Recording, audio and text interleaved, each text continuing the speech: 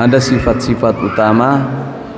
Sifat ini kalau dalam bahasa Arab itu artinya segala hal yang harus ada padanya. Sifat tidak hanya berkenaan dengan perilaku,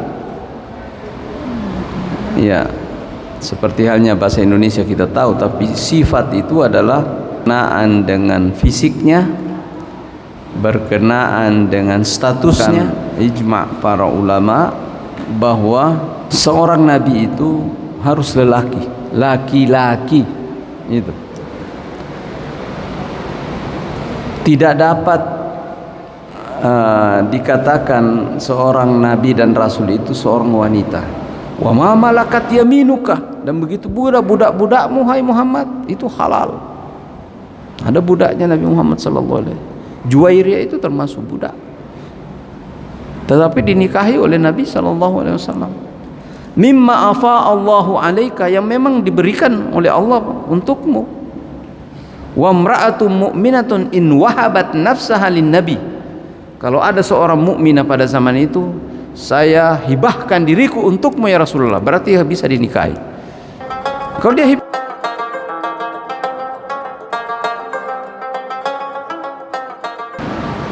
Bismillahirrahmanirrahim. Assalamualaikum warahmatullahi wabarakatuh. Alhamdulillah hamdan katsiran bi jami'i mahamidihi kullih ma 'alimna minha wa ma lam na'lam. Alhamdulillahilladzi yuwafi ni'amahu wa yukafi'u mazidah.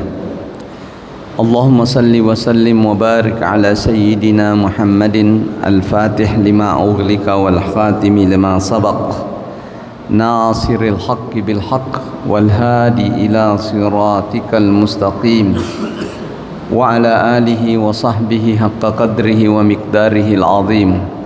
Salatan wa salaman daimaini mutalazimaini ila yaumiddin, amma ba'd.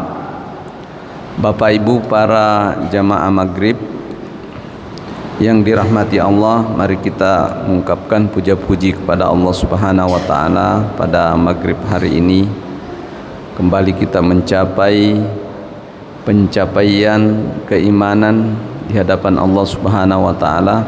Baru saja kita sholat secara berjamaah, dan kadarnya di hadapan Allah tidak kecil, karena perbuatan yang kita lakukan adalah kewajiban kita telah tunaikan, dan ini yang paling Allah ridha pada diri manusia. Mari kita berucap syukur dengan ucapan minimal alhamdulillahi rabbil alamin. Melanjutkan kajian pada akidah Islam yang kini kita sudah berada pada pembahasan an-nubuwat, atau tentang hal-hal berkenaan dengan kenabian. Dan pada kesempatan ini kita akan melihat tentang sifat-sifat yang semestinya harus ada pada seorang nabi atau para nabi, atau seorang rasul atau para rasul. Ada sifat-sifat utama. Sifat ini kalau dalam bahasa Arab itu artinya segala hal yang harus ada padanya. Sifat tidak hanya berkenaan dengan perilaku, ya, seperti halnya bahasa Indonesia kita tahu, tapi sifat itu adalah berkenaan dengan kecenderungan, berkenaan dengan fisiknya, berkenaan dengan statusnya, berkenaan dengan, termasuk juga diantaranya adalah kehidupannya. Itu adalah sifat-sifat. Jadi lebih luas. Kalau kita terjemahkan bahasa Indonesia, bagusnya adalah hal-hal yang seharusnya ada pada seorang rasul. Itulah yang dimaksud dengan sifat-sifat. Baik, disepakati oleh para ulama bahwa, dan jumhur al-muslimin, jumhur sebagian besar kaum muslimin, dan merupakan ijma' para ulama bahwa seorang nabi itu harus laki-laki itu. Tidak dapat dikatakan seorang nabi dan rasul itu seorang wanita. Mengapa demikian? Sebagai seorang mukmin beriman kepada Allah, pertama kita melihat dalil dari dalam Al-Quran. Tidak satu pun nabi dan rasul yang diceritakan di dalam Al-Quran itu seorang wanita, semua laki-laki. Itu yang pertama. Kemudian yang kedua adalah bahwa peran seorang nabi atau seorang rasul dalam kehidupan umat manusia, nabi itu juga seorang panutan, seorang, bahasa Indonesia, bahasa Arabnya itu imam. Imam itu yang dipanuti. Imam juga adalah pemimpin.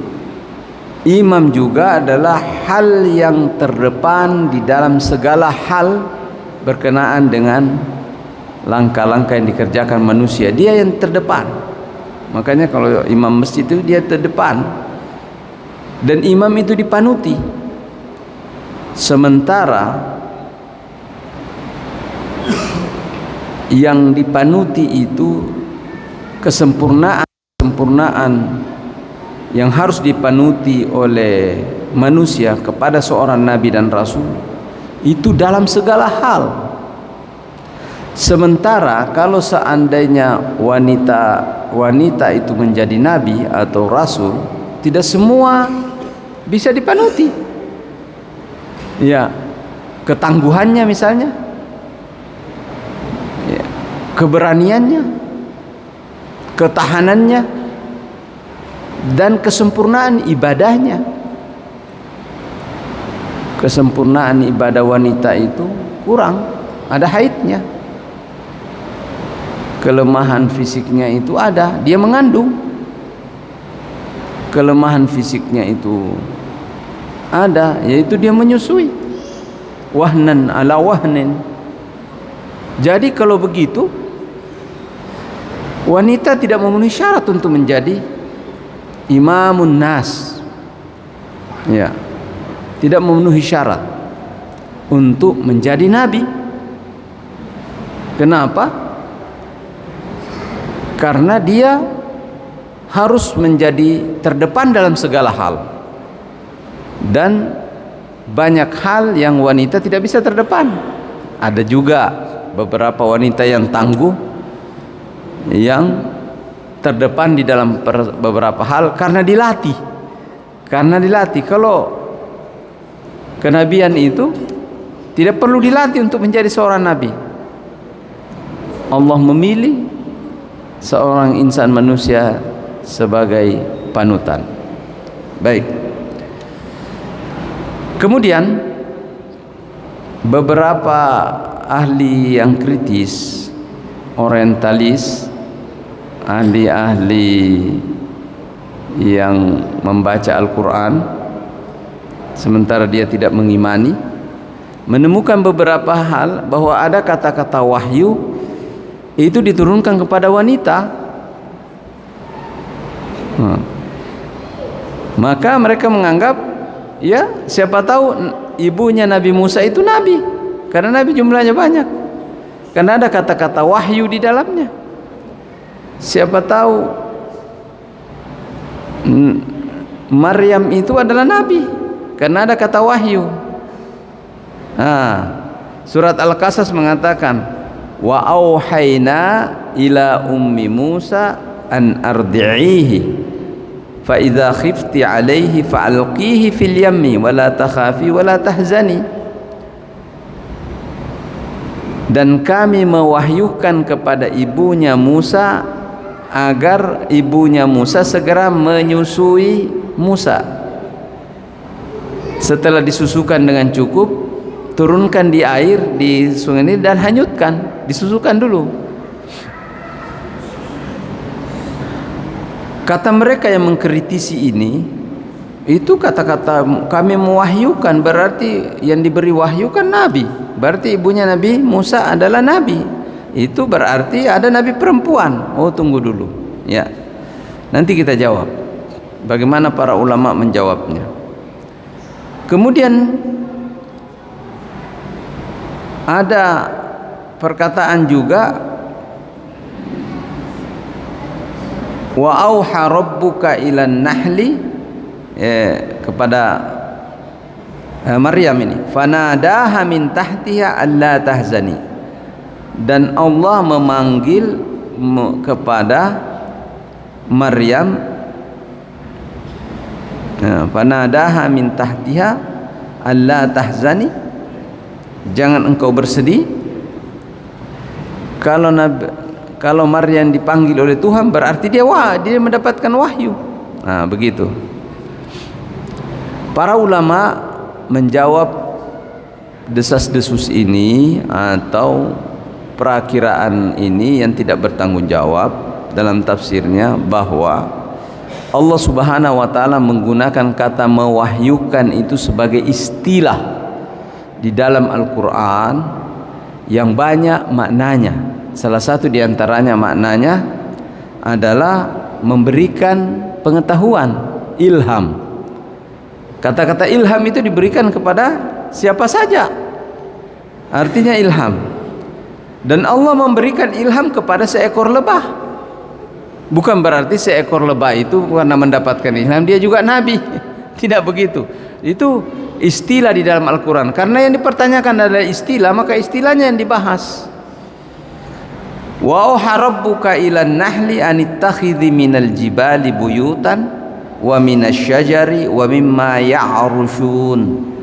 Dan Tuhanmu Muhammad memberikan wahyu kepada lebah, agar jadikanlah rumah-rumah kalian hai lebah di gunung-gunung dan di pohon-pohon dan di ranting-ranting yang ranting-rantingan lemah.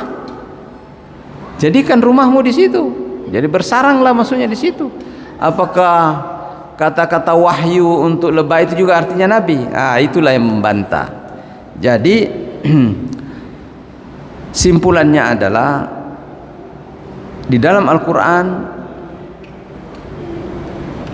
yang namanya nabi atau rasul pasti laki-laki, karena peranan dan fungsi daripada para nabi itu di muka bumi adalah qudwatun linnas, sebagai panutan pada manusia, imam pada manusia, pemimpin pada manusia, contoh pada manusia, dan mereka adalah orang-orang yang terdepan di dalam berjuang menegakkan agama Allah, yang tidak boleh memiliki celah keterbatasan. Mereka harus tangguh. Sementara kalau wanita pasti ada keterbatasannya. Apabila dia mengandung tidak bisa apa-apa. Masih bisa berdakwah kalau mengandung? Tidak bisa. Sementara menyusui, melahirkan, tidak bisa. Ya, baik. Ini sifat para nabi yang pertama. Sifat para nabi yang kedua adalah amanah. Para rasul itu sangat ikhlas dan amanah di dalam menyampaikan wahyu, dan tidak mungkin berdusta, yaitu tidak menyampaikan amanah, khususnya pada hal-hal yang berkenaan dengan syariat. Apa yang disampaikan dari Allah Subhanahu wa taala berupa ketentuan itu pasti disampaikan oleh Nabi Muhammad dan para nabi terdahulu kepada umat ini. Terima atau tidak terima itu urusan kedua. Disampaikan ada namanya salat, ada namanya puasa, ada yang namanya bersedekah, berzakat, ada yang namanya haji, ada yang namanya umroh, ada yang namanya ibadah-ibadah tambahan. Yang sifatnya ibadah-ibadah tambahan itu Nabi Muhammad SAW mengerjakannya terlebih dahulu. Ya. Salat sunnah sampai bengkak kakinya Nabi. Kalau kita tidak perlu diminta bengkak kaki, yang penting kerjakan. Ittaqullaha mastata'tum, bertakwalah kepada Allah sesuai dengan kemampuan. Ya. Jadi para nabi itu amin, amanah. Dan setelah disepakati khusus untuk Nabi Muhammad, disepakati oleh orang yang pernah berjumpa dengan Nabi Muhammad, dan mereka orang-orang yang tidak beriman kepada Nabi Muhammad, yaitu orang-orang musyrik pada zaman dahulu, orang-orang Quraisy pada zaman dahulu. Kalau ditanya tentang amanah Nabi Muhammad, mereka mengatakan dia itu adalah orang yang sangat amanah sebelum ia mengklaim dirinya sebagai nabi. Sebelum dia mengatakan bahwa dirinya adalah nabi, dia sudah amanah, dia sudah jujur. Rasul sudah bebas dari celaan sebelum mendapatkan wahyu, dan apalagi setelah mendapatkan wahyu dari Allah Subhanahu wa taala. Tetapi kenapa banyak orang mendustakan? Mereka mengakui Nabi Muhammad penuh amanah, tetapi mengapa mereka ada yang mendustakan? Disebabkan karena bertentangan dengan ajaran yang dia yakini. Orang-orang Quraisy sebagian besar adalah musyrik. Dengki ketika disuruh berhenti untuk syirik, nah di situ dia tidak mau, malah dia mengatakan kau berdusta, padahal itu sebenarnya dalam hatinya mengakui. Jadi para ulama sepakat atau berada pada tingkat ijma' bahwa Nabi Muhammad SAW adalah amanah. Itu amanah padahal yang memang Nabi ingat betul. Nah, bagaimana kalau ada sesuatu yang dilupa oleh Nabi? Ya, mustahil juga. Tidak amanah sebab Allah yang mengingatkan. Seperti itu. Ya. Baik, sifat yang ketiga yang harus kita yakini pada seorang nabi dan rasul adalah tidak mungkin jatuh kepada dosa besar. Tidak mungkin dia bertindak kriminal. Tidak mungkin terjadi perbuatan merampok, berzina, kemudian perbuatan membunuh, ya, seperti itu, dengan perintah dari Allah Subhanahu wa taala. Tidak mungkin. Selalu bersikap adil. Nah, ada beberapa hal yang didiskusikan oleh para ulama, bagaimana dengan kesalahan kecil pada diri seorang nabi sebagai seorang manusia yang belum diberi wahyu. Kalau belum diberi wahyu bisa saja. Jawabannya begini. Nabi Adam memakan buah khuldi. Nabi Musa meninju orang mati. Ya.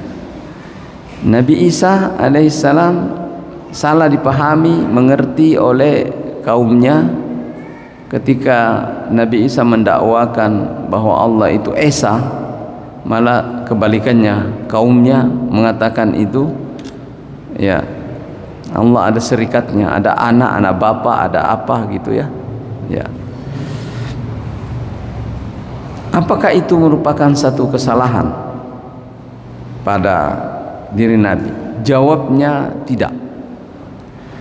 Terbukti setelah Nabi mendapatkan wahyu dan sebelum para nabi mendapatkan wahyu tidak berbuat perbuatan kriminal.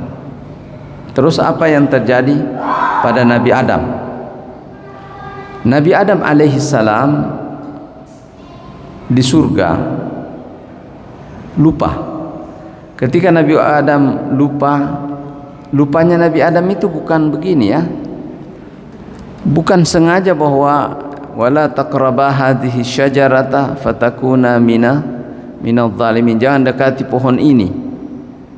Jadi sudah ditunjuk pohon ini, kemudian nanti Nabi Adam datang mendekati pohon itu dan memakan buahnya. Tidak begitu menurut penjelasan beberapa ulama yang saya tahu dengar ya. Yang dimaksud itu jangan dekati pohon ini adalah jenisnya. Buah apel itu banyak jenisnya, ratusan. Ya, kalau di surga bahkan mungkin ribuan. Nah, Nabi Adam memakan salah satu jenisnya. Nabi Adam tidak tahu kalau ini termasuk adalah jenis apel yang masuk di dalam larangan. Kesalahannya Nabi Adam, kenapa kamu makan apel?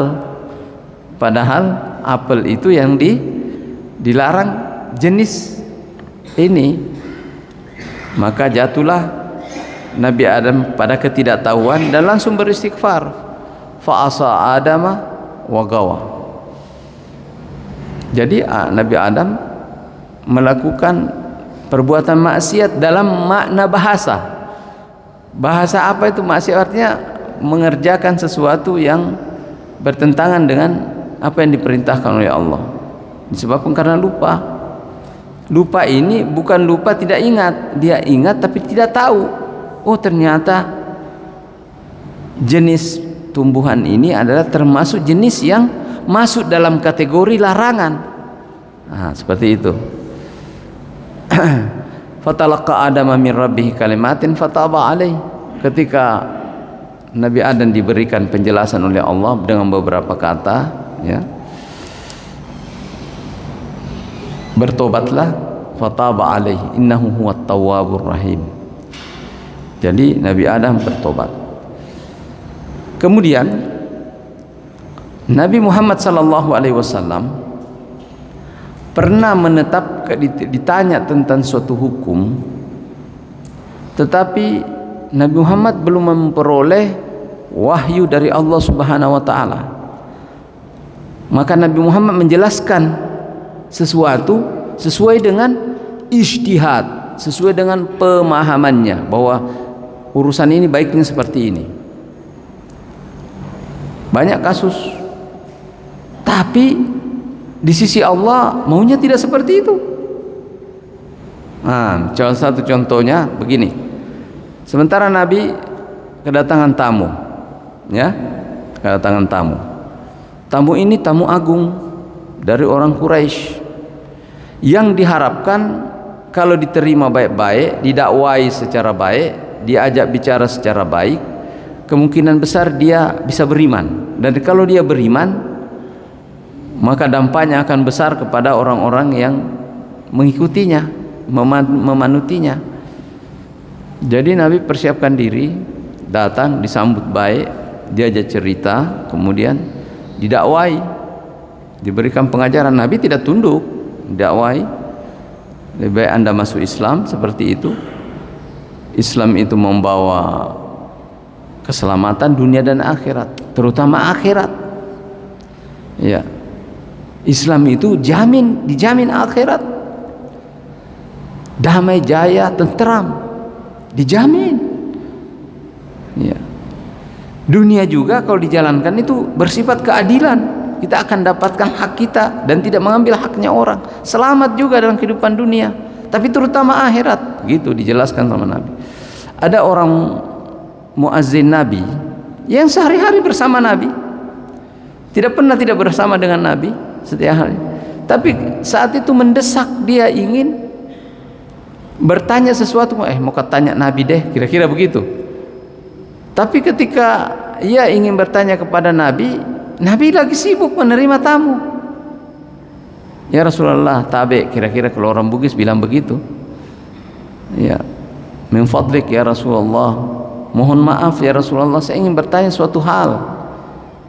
Nabi belum ada penjelasan dari Allah Subhanahu wa taala. Kalau ada orang bertanya, yang mana yang lebih didahulukan? tamukah yang sementara berbicara dengan kita, ataukah orang yang menyelah tadi, orang-orang memotong pembicaraan tadi? Seperti itu. Belum ada penjelasan dari Allah. Kira-kira Nabi Muhammad ambil kesimpulan apa? Nabi berpikir dengan ijtihadnya. Oh, Anda kan sehari-hari sama saya, maghrib sama saya, subuh sama saya, isya sama saya, zuhur, asar sama saya terus. Bisa nggak sebentar kamu tanya? Nanti saya ini.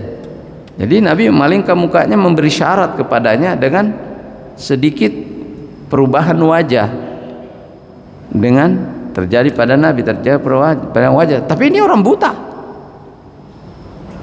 Orang buta ini tidak tahu kalau Nabi tidak senang sementara hatinya tidak senang ditanya. Sementara itu, ya Rasulullah, tolong ini saya mau tanya ini Rasulullah. Nabi mukanya ya digambarkan di Al-Quran berubah mukanya Nabi. Tapi orang buta itu tidak tahu. Nah sekarang, benar nggak apa yang dikerjakan oleh Nabi? Benar. Nabi karena belum ada petunjuk. Dan umat Islam yang mana yang harus diikuti? Yang ini yang diikuti, yang ditetapkan Nabi itu yang diikuti. Kita wajib ikut karena itu adalah ketetapan Nabi. Tetapi Allah Subhanahu wa taala lain. Allah Subhanahu wa taala tidak menginginkan Nabi Muhammad SAW itu berbuat begitu. Ini orang beriman, yang ini belum tentu dia beriman, tidak dakwai belum tentu beriman. Yang mana yang lebih penting? Ini sudah pasti beriman. Turunlah ayat abasa wa tawalla an ja'ahumul a'ma wa ma yudrika la'allahu yazzakka aw yadzakkaru fatanfa'ahu dzikra. Bermuka masam, ya, berubah mukanya dan bermuka masam ketika datang seorang yang buta. Engkau Muhammad tidak tahu, mungkin orang buta itu meminta satu penjelasan tentang kesucian ibadahnya, kesucian dirinya, kesucian di dalam prinsip-prinsipnya. Sementara ini belum tentu. Ya Nabi istighfar, astagfirullah. Ini dianggap oleh orang-orang yang tidak mengerti Islam bahwa itu Nabi juga punya kesalahan, Nabi juga manusia. Oh tidak, Nabi tidak memiliki kesalahan. Ini bukan kesalahan.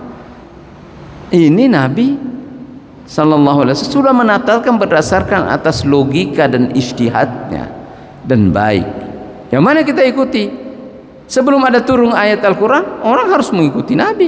Tapi ketika ayat turun Al-Quran, merubahnya tidak seperti itu yang sebaiknya. Sebaiknya Nabi diinginkan oleh Allah, sebaiknya ketika dia sementara berbicara dengan orang Quraisy mendakwakan sesuatu, ada yang menyelah masuk, assalamualaikum ya Rasulullah, disambut waalaikumsalam. Putuskan dulu ini pembicaraan, jangan dulu lanjutkan pembicaraan. Ada apa? Mau apa? Oh, mau bertanya? Iya. Pertanyaannya apa? Oh iya. Kalau mau dijawab sebentar, bisa nggak sebentar saya jawab? Bisa begitu, tapi dilayani dulu. Nah, akhirnya Nabi Sallallahu Alaihi Wasallam beristighfar kepada Allah. Banyak hal-hal seperti itu. Rasul Sallallahu Alaihi Wasallam ditanya tentang sesuatu cerita tentang Ya'juj dan Ma'juj, cerita tentang Zulkarnain, cerita tentang Ashabul Kahfi, di mana orang-orang Yahudi itu mengatakan kalau dia Nabi pasti dia jawab, kalau bukan Nabi dia tidak bisa jawab. Sebab itu adalah hanya ada di dalam Taurat, dan dia ini Muhammad tidak pernah membaca, tidak pernah berguru, mana dia tahu? Coba kita tanya. Nabi mengatakan besok, saya jawab besok turun ayat. Besok tidak turun ayat, jadi bagaimana? Datang mana itu jawabannya? Belum turun ayat. Kau dusta, dia bilang begitu. Ya, tapi memang belum turun ayat. Ketika sudah turun ayat, panggil. Sini. Nah, itu orang-orang yang menuduh Nabi, mengatakan bahwa Nabi itu salah dan tidak tahu. Bukan, belum turun. Nabi tidak salah. Nah, Nabi belum turun ayat itu. Ketika ayat itu dipanggil, sini. Yang kamu maksud dengan Ya'juj, begini cerita Al-Quran. Dibacakan ayatnya. Wa yas'alunaka 'anil ahillah. Ketika engkau ditanya tentang bulan, ada yang bertanya apa itu bulan ini ya Rasulullah? Nah, bulan apa itu bulan ya? Itu bulan, bukan bendanya itu. Nah, Allah memberi wahyu kepada Nabi, jelaskan pada mereka bahwa bulan itu substansinya adalah perhitungan waktu. Qul hiya mawaqitu linnasi wal hajj. Itu adalah bulan, itu adalah fungsinya sebagai perhitungan waktu pada manusia, 1 bulan, 2 bulan sampai 1 tahun dan seterusnya. Kemudian ada waktu haji di situ, ada padang Arafah di situ. Bagaimana bisa ditahu kalau tidak dihitung perjalanan bulan itu? Nah, dipanggil lagi sama Nabi, ya sini. Nah, hal yang seperti ini adalah membuktikan ya, bahwa Nabi Shallallahu Alaihi Wasallam sebelum mendapatkan wahyu tetap amanah dari sisi logika, amanah dalam menentukan sesuatu dan tidak mengalami kesalahan. Dan jumhur ulama sepakat bahwa Rasul Sallallahu Alaihi Wasallam tidak pernah jatuh kepada dosa kecil ataupun dosa besar, baik sebelum mendapatkan wahyu ataupun setelah mendapatkan wahyu. Jadi simpulannya adalah para nabi itu adalah ma'sum, ya, ma'sum. Ya. Bagaimana dengan Nabi Musa pukul orang mati? Ya. Nabi Musa tidak tahu kalau orang itu mau mati.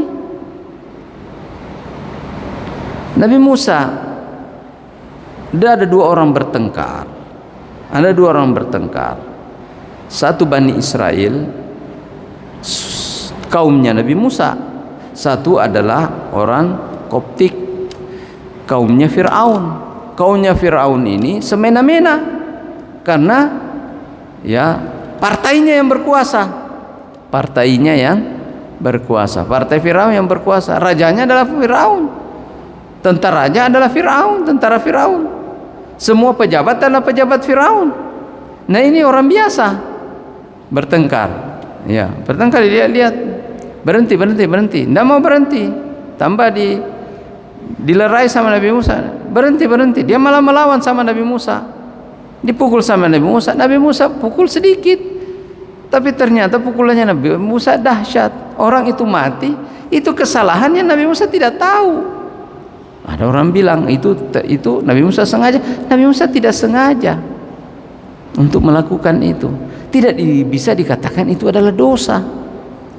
Tapi ya hasilnya kesalahan, tetap terjadi kesalahan seperti itu. Tapi tidak dianggap itu adalah satu perbuatan yang sengaja dan tindak kriminal. Itu. Jadi simpulannya para nabi itu adalah terbebas dari dosa kecil dan dosa besar. Nah, baik. Selanjutnya para nabi itu ditetapkan oleh Allah Subhanahu wa taala berakal sempurna, jujur, cermat, dan cekatan. Seluruh para nabi itu cekatan, disiplin, cerdas. Itu adalah menjadi bagian daripada kenabian. Dan keberadaan nabi seperti itu bukan karena dilatih, bukan karena mereka nabi. Memang nabi sudah kebiasaannya sungguh-sungguh. Itulah para nabi. Dan kenabian itu bukan didapatkan disebabkan karena ada orang mau jadi nabi, tidak bisa. Misalnya ada orang yang mau jadi nabi, baik itu di masa lalu atau di masa akan datang. Dia pergi ke gua, kemudian dia berzikir malam hari, kemudian dia ibadah terus, dia bersungguh-sungguh. Taruhlah kalau sekarang ini seperti baca Quran apa semuanya dan sebagainya, ujung-ujungnya jadi nabi. Tidak begitu. Nah, kenabian itu adalah pilihan dari Allah. Bisa saja orangnya ibadahnya biasa-biasa seperti Nabi Musa, menggembala, jalan seperti biasa, dipilih oleh Allah menjadi nabi karena ada sifat-sifat kenabian yang ada di dalamnya yang dibawa sejak lahir. Apa itu? Kebeningan hati, keikhlasan, ketulusan, kemudian mengerjakan sesuatu karena Allah, tidak mau dipuji, tidak mau Ya, tidak ada tendensi apa-apa. Menolong orang karena betul-betul dia mau menolong. Bukan karena ini. Dia datang ke suatu tempat betul-betul karena dia datang ziarah, bukan karena dapat manfaat, cari nama dan seterusnya. Ini adalah tumbuh di dalam diri. Oleh karena itu kenabian itu adalah merupakan anugerah, pilihan dari Allah Subhanahu wa taala. Maka setiap rasul itu adalah pasti cerdas, pasti bijak, pasti sabar, pasti berani, pasti tangguh, ya, dan dia yang terdepan di dalam menghadapi segala tantangan. Ya. Angkatan perangnya angkatan perangnya Fir'aun dihadapi dengan tenang oleh Nabi Musa sendiri di depan. Yang di sampingnya itu ada saudaranya Nabi Harun. Nabi Harun tugasnya adalah berdebat. Ya, berdebat. Bisi-bisi saja Nabi Musa, begini jawabanmu. Iya. Karena bagus ucapannya, mulutnya itu bagus. Sementara Nabi Musa kalau bercakap itu lidahnya ada kekurangan. Karena dulu waktu kecil pernah makan bara api. Ya, pernah makan bara api sehingga ya lidahnya itu tidak pas mengerjakan. Dan kalau orang berdebat dengan lidah seperti itu diketawai kadang-kadang. Nah, apa itu kau bilang kau? Kira-kira begitu Firaun bilang begitu. Apa yang kamu bilang? Apa yang kau katakan? Makanya farsil ma'i rid'an yusaddiquni inni akhafu ayyukadzibun. Ya Allah, kirim satu saudaraku ini Nabi Harun ini mendampingi saya menjadi nabi. Takut Firaun itu mendustakan saya dengan kaumnya, bilang bohong ini ya, cara bicaranya saja tidak beres, seperti itu. Nah, tapi kalau berhadapan dengan fisik dengan ini ya, biar saya yang di depan, ya begitu. Nah, jadi seperti itulah para nabi. Jadi para nabi itu pasti cerdas.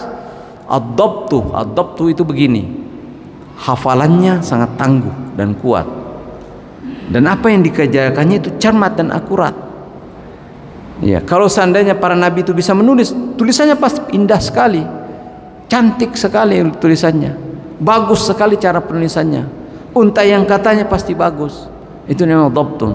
Ada lagi dhabtus sadri, di dalam dadanya tidak pernah salah ingat. Salah ingatkah? Lah yang dimaksud, lah yang dia bilang itu tidak akan terjadi. Nah, inilah manusia bilang. Hal yang lainnya yang harus ditahu tentang kenabian, terutama pada diri Nabi Muhammad SAW, adalah persoalan kawinnya Nabi SAW. Secara umum ada persoalan kawinnya Nabi yang dianggap persoalan oleh orang, bukan soal ya, hal-hal. Rasul SAW itu menikah lebih daripada 4 orang. Tercatat dalam sejarah bahwa Nabi itu dengan jariyah yang ada 11 istrinya. Waktu Nabi meninggal tersisa 9. Ya. Nah, orang yang memandang kejadian hal berkenaan dengan Nabi kawin dengan banyak wanita, bagi orang beriman kepada Allah Subhanahu wa taala tidak ada soal. Pertama, Allah Subhanahu wa taala menghalalkan Nabi Muhammad dan para nabi menikah lebih daripada 4 wanita. Lebih.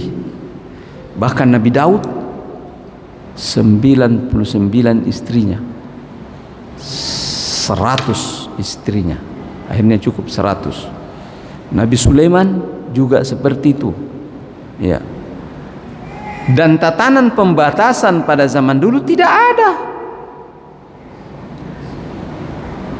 Malah pada zaman jahiliyah tidak ada orang yang hidup pada zaman jahiliyah yang istrinya 1. Tidak ada. Nah terus apa yang menjadi tatanan yang harus diingkari oleh manusia? Yang mengingkari itu orang yang zaman sekarang ini hidup.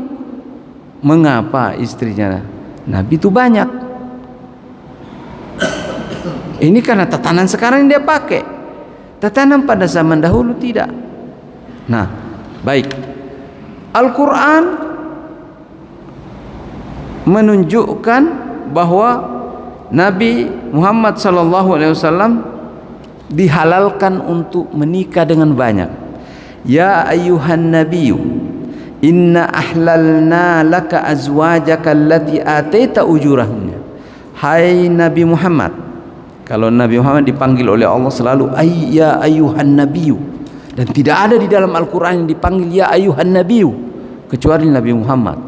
Kalau Nabi Adam dipanggil langsung ya Adamu, ya Musa, ya Ibrahim, ya Nuh, ya Zakaria, ya Yahya, semua langsung namanya. Tapi kalau Nabi Muhammad tidak mau disebut namanya oleh Allah ya Muhammad, tetapi wahai sang Nabi, wahai sang Nabi. Itu penghormatan sekali. Ya ayyuhan Nabi, wahai sang Nabi. Inna ahlalna laka azwajaka allati ataita ujurahunna. Sesungguhnya seluruh istrimu itu halal bagimu yang telah engkau berikan maharnya kepadanya. Dan semua dikasih maharnya.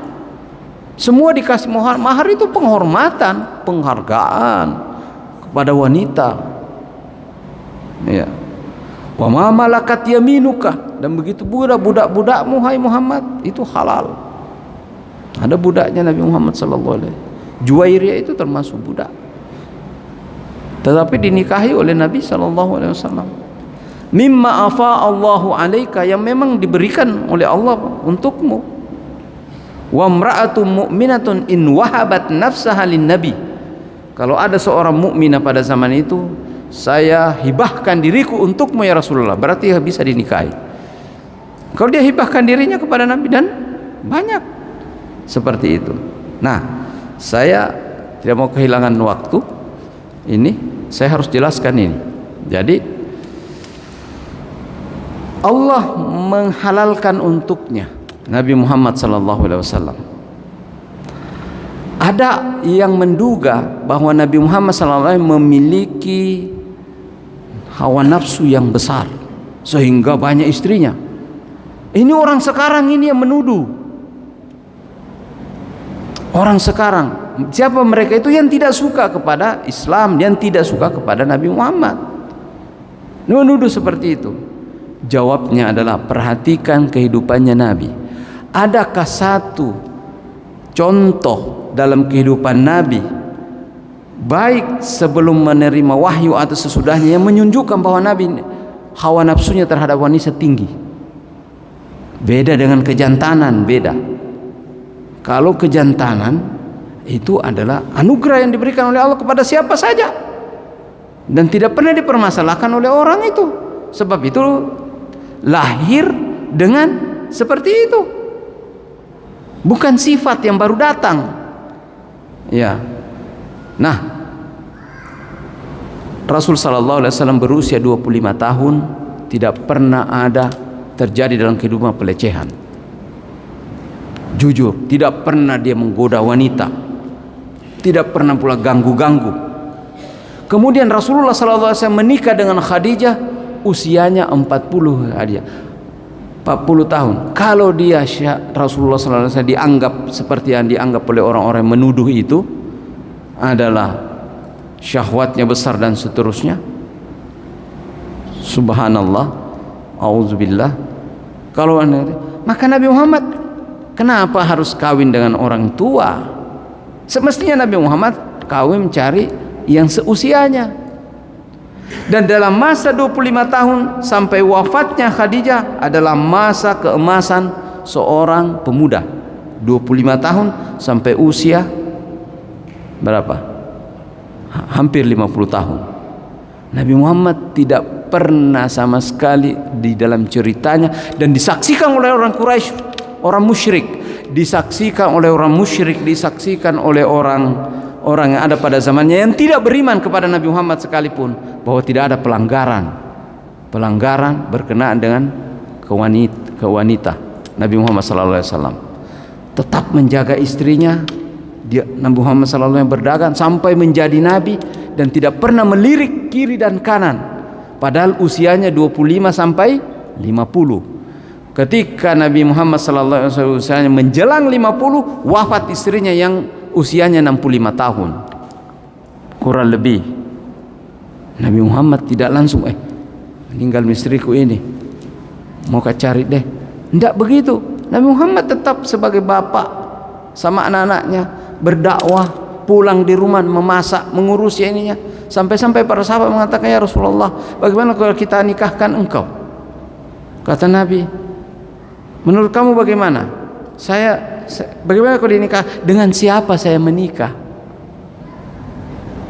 Dengan siapa saya menikah? Nah, Rasulullah maunya seperti apa? Yang bisa rawat anak-anakku. Kalau begitu, angkatan tua ya Rasulullah. Iya, itu ada sahabatnya Khadijah ya Rasulullah, namanya Saudah. Sahabatnya Khadijah namanya Saudah. Bagaimana kalau itu ya Rasulullah? Boleh. Berapa usianya Saudah? 50 tahun.